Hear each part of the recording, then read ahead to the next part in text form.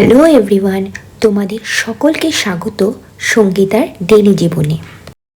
আমি সঙ্গীতা আজকে তোমাদের সাথে শেয়ার করব কানাডায় একজন বাঙালি মায়ের সারা দিনের জীবন। চলো তাহলে শুরু করি আমাদের আজকের দিনটা। আমার দিন শুরু হয় সকাল 7টায়। প্রথমেই আমি জানলার পর্দা খুলে দিই। কানাডার সকালটা খুব সুন্দর, বিশেষ করে শীতকালে বাইরে বরফ দেখলে মনটা ফ্রেশ হয়ে যায়।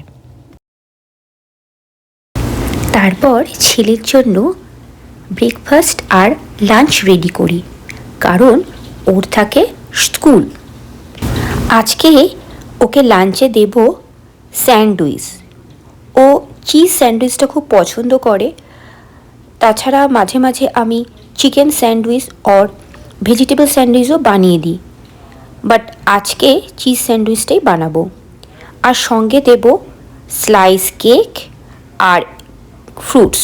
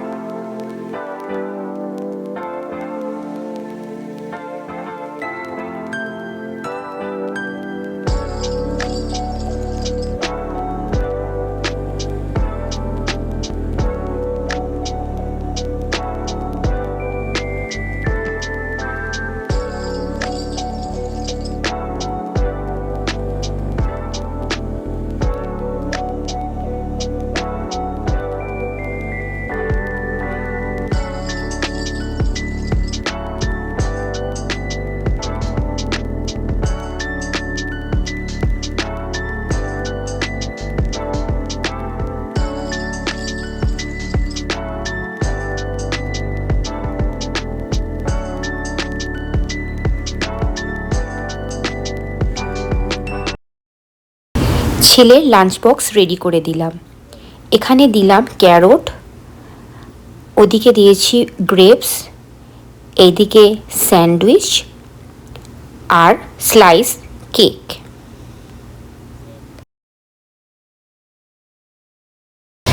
সবাইকে রেডি করানো, টিফিন গোছানো, এইভাবে সকালটা ব্যস্ততায় কেটে যায়।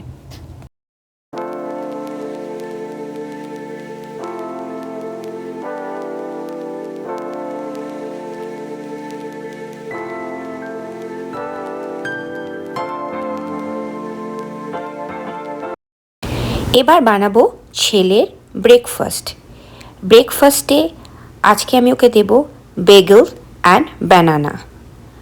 আমি ঘুরিয়ে ফিরিয়ে ব্রেকফাস্ট দিই, তবে বেশিরভাগ দিনই ও মিল্ক অ্যান্ড সিরিয়ালটাই খায়। আর কখনো কখনো আমি দিই bagel or bread or croissant with any fruit. তবে সকালবেলা ঘুম থেকে উঠে ও নিজে হাতে খেতে চায় না, তাই আমি ওকে খাইয়েই দিই। রিয়াংশকে স্কুলে ড্রপ করে দিয়ে এলাম। আসার পথে দেখি এখানে স্নোফল স্টার্ট হয়ে গেছে।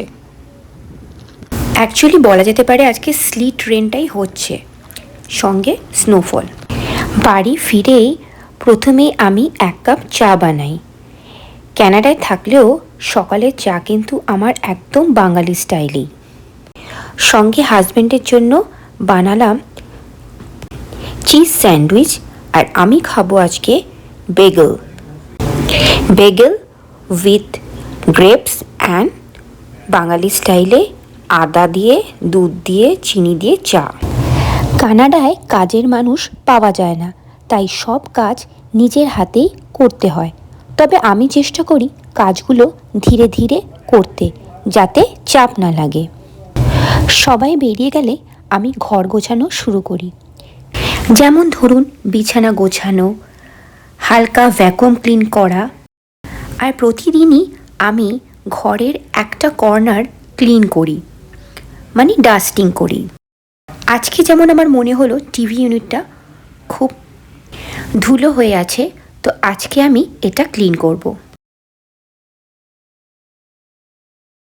যদি শুধু ডাস্ট ক্লিন করার থাকে তাহলে আমি মাইক্রোফাইবার ক্লথ দিয়ে এটাকে ড্রাই ক্লিন করে নিই।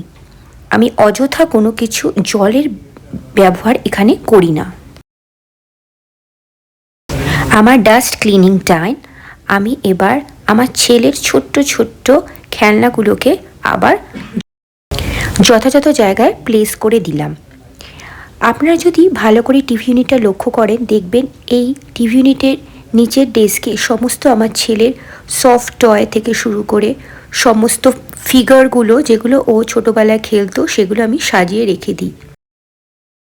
আর নিচের সেলফটা একটু ভালো করে লক্ষ্য করুন, দেখুন দুটো অরিজিনাল ম্যাপল লিফও আছে। এটা আমি ফল কালারের সময় তুলে এনেছিলাম এবং এটাকে আমি সাজিয়ে রেখে দিয়েছি। টিভিটা ভালোই পরিষ্কার আছে, তাও আমি আরেকবার ক্লিন করে নিলাম। কাজের ফাঁকে ফাঁকে কখনো একটু গান শুনি বা ইউটিউব দেখি, এতে কাজ করতে বেশ ভালোই লাগে। আমার সমস্ত ক্লিনিং ডান। এবার আমি যাব জিমে। জিমে আমি মোটামুটি 30 মিনিটস ওয়ার্কআউট করি। আমি জিমে এই টাইমটাই যাই কারণ এই টাইমটায় জিমটা ফাঁকা থাকে, সবাই অফিসের কাজে বা অন্যরকম কাজে ব্যস্ত থাকে। আর জিমের বাইরে থেকে আমাদের ব্যাকইয়ার্ডের ভিউটা কিন্তু জাস্ট অসাধারণ লাগে। জিম থেকে এসে স্নান করে পুজো করে এবার আমি রান্নার প্রস্তুতি নিচ্ছি। আজকে চিকেন বা মাছের ঝামেলাতে যাব না। আজকের মেনুতে থাকছে ভাত, মুসুরির ডাল, ঢ্যাঁড়স আলু পেঁয়াজ ভাজা আর omelette. Simple but tasty food. এদিকে ফটাফট ডালটা বসিয়ে দিলাম।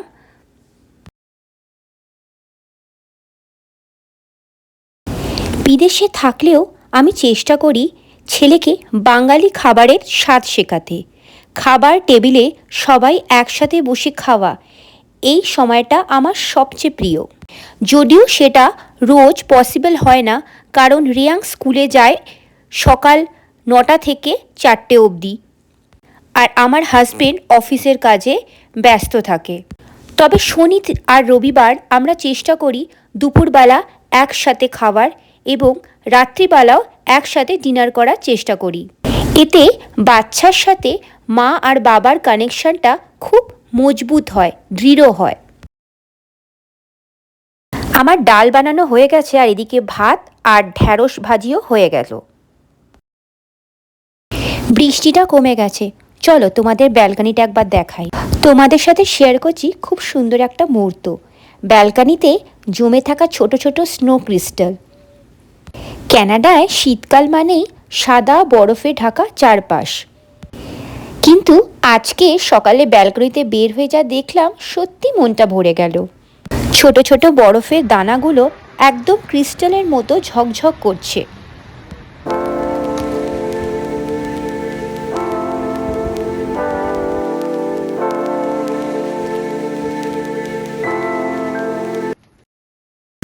আর এদিকে দেখুন রান্নাঘরে আমি অমলেট বানাচ্ছি।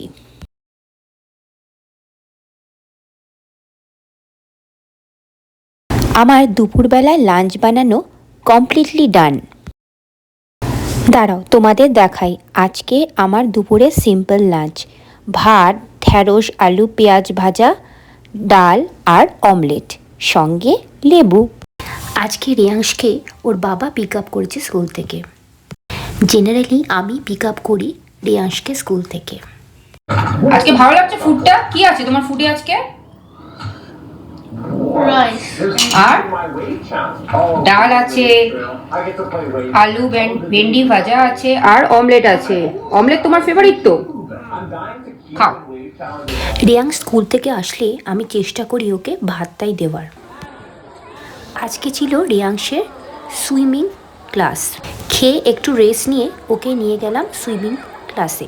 খুব বেশি ডিস্টেন্স না, বাড়ি থেকে 10 মিনিট মতো। কখন হবে খাওয়া শেষ তোমার? 20 minutes. আরো 20 মিনিট? তুমি অলরেডি 15 মিনিট 20 মিনিট ওভার করে দিয়েছো, এখনো শেষ হবে না? তাড়াতাড়ি শেষ করো, এবার ঘুমাতে যেতে হবে।